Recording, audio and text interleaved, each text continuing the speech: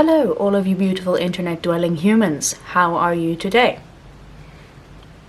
That's great. I'm well too. If you just told me that you're having a bad day and I said that's great, I'm so sorry. But I'm going on the assumption that you would have said what everybody says when somebody asks how are you, and that's I'm fine, thanks. How are you? Because even though we're not fine, sometimes we just say that to get people off our backs. Anyway, this wasn't meant to turn into a psychology session. Today we are talking about the books I have read in July. I don't know how July came by so quickly after June. It felt like it didn't really happen, but it also really happened. And I don't know how. But here we are at the end of July, and I'm going to tell you about the books I read. So I read 4 books this month. And I didn't love all of them. First of all, we're going to start with this one right here, Vile Bodies by Evelyn Waugh. My favorite classic that I've read so far, except maybe Mrs. Dalloway, but I feel like I like Mrs. Dalloway for different reasons than I like Vile Bodies. All in all, this book is just one ridiculous romp, and it is so much fun, and I would highly suggest that you read it if you have not yet. And if you're looking to read a classic but don't want to have to trudge through the intellectual writings of somebody like Virginia Woolf, or something as really heavy and almost Bible-like, like Crime and Punishment, maybe I shouldn't say Bible-like, but I just mean in terms of its volume and heaviness and anyway. Pick this up if you're looking for a fun classic to read.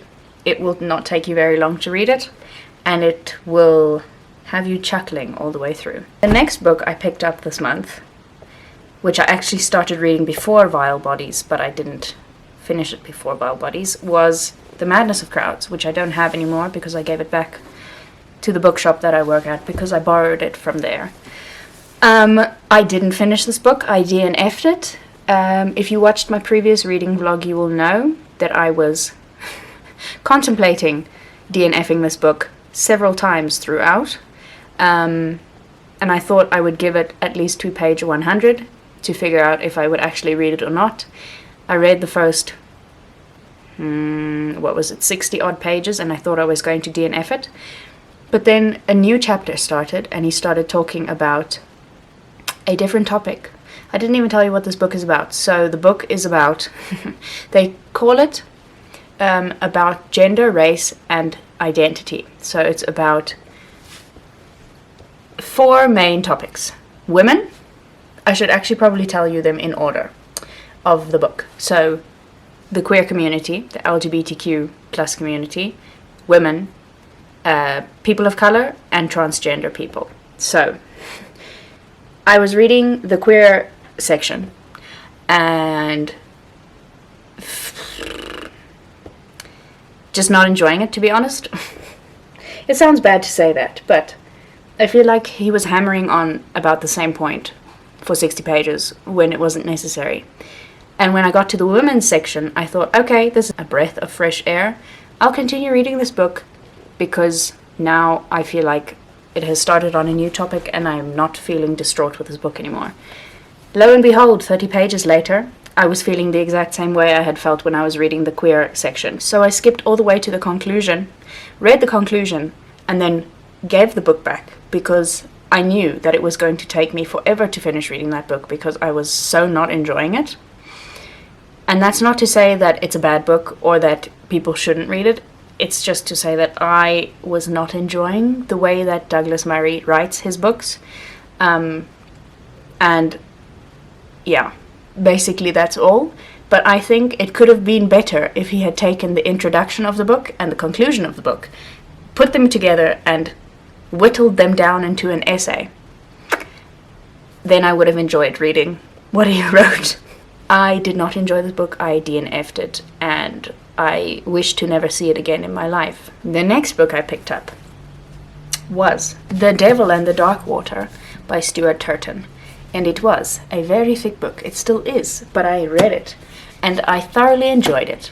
I also spoke about this in my reading vlog, but I've read his other book or one of his other books, The Seven Deaths of Evelyn Hardcastle, which I think he's most famous for and most people have read. And I really, really enjoyed that book. And I thought that this was going to be something similar to that. I don't know why I really thought that. When I first started reading this book, and it turned out to be nothing like The Seven Deaths of Evelyn Hardcastle, I didn't think I was going to enjoy this book. But then Stuart Turton did what Stuart Turton does best, which is to reel you into his story with all the twists and turns and plot holes and mysteries and interesting anecdotes and interesting characters, to be honest, as well.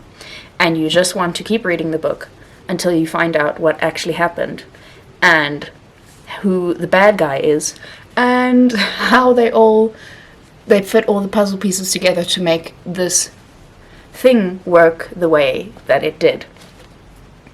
And I must say, I quite enjoyed the book. I kept thinking throughout that I kept having these speculations about what was going to happen next and who was the bad person. And eventually, I convinced myself that the bad person was the person who actually was the bad person in the end. But then I reconvinced myself that that could not be true, could not be possible, and why would that be? Lo and behold, find out at the end of the book that I was right, and that the person who was the bad person actually happened to be that bad person. And then I was very satisfied. And then I got to those last 3 pages, and suddenly I was unhappy. Because I feel like he wanted to give it a sweet ending, a sweet, I almost said sweet bitter, a bittersweet ending, or just a happy ending, because the character who ends up being the bad person is very important to one of the other characters in the book. I'm trying to not spoil anything because I want you guys to read this book, but I feel like he wanted to give it a happy ending where these two people would not be at odds with each other anymore, and I feel like it was unnecessary. I feel like he could have just left out the last 3 pages of this book and it would have been fine. I think he should have just left out those last 3 pages. That's just my opinion. Other people probably love the part where the characters reconcile at the end. So, sorry for the interruption, I'm back now. In conclusion to my rant about this book, I did thoroughly enjoy it. I didn't enjoy those last 3 pages, but overall, the book was very good, and I very much enjoyed it. The last book I read this month was a 5-star read. If you watched my books I want to read in July video, or my July TBR video, you might know which other books I was aiming to read this month, and you would be guessing which of the other 2 that I said I wanted to read this month this book is. And you might be wrong. So the last book I read this month, which I finished this morning actually, was Where'd You Go, Bernadette? And yes, it is a 5-star read, because this book is just so well written, the story is so well thought out, the characters are so well fleshed out, and they complement each other so well, even though they are so totally at odds with each other most of the time. But this book is so ridiculously good.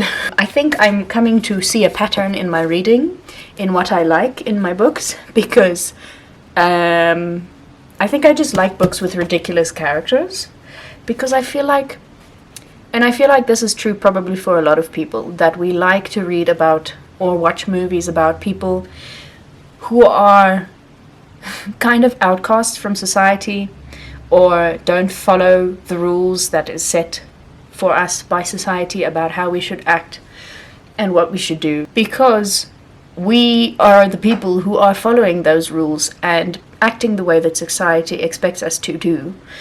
So we like to read and see characters who are not like that, because we wish we were them.